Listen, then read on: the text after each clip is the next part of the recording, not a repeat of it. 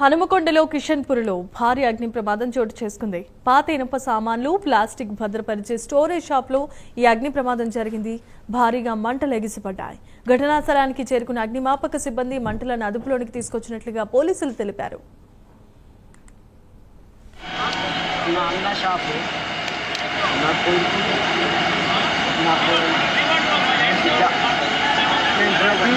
रोज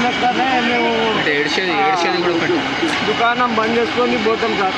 ఇయాల కూడా అట్లనే సేమ్ దుకాణం బంద్ చేసుకొని పోయినాం. కరెంట్ బంద్ చేసుకొని పోయి పక్కనే ఇల్లు ఉన్నది నాది.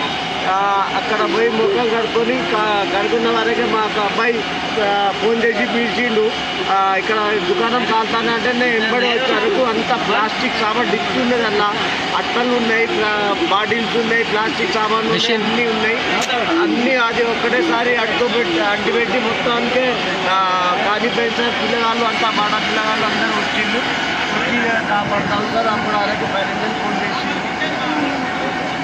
డౌట్ ఏం లేదు సార్. డౌట్ బస్ ఇట్లా అది షార్ట్ సర్క్యూట్ అది ఎట్లా అయిందో ఇక ఎందుకు తెలియదు సార్. అంతకంట సెకండ్ మొత్తం నాశనం అయింది సార్. మొత్తం దుకాణం పూర్తిగా కాలిపోయింది సార్.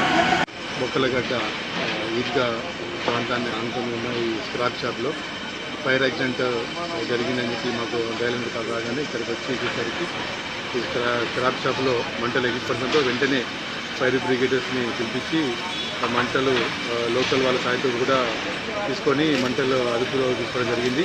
పక్కపంటి ఏదైనా బుషెస్ ఉంటే కూడా కలిసి అందరం పక్క జరపడం జరిగింది. ఇప్పుడు మంటలు అదుపులోకి వచ్చినాయి.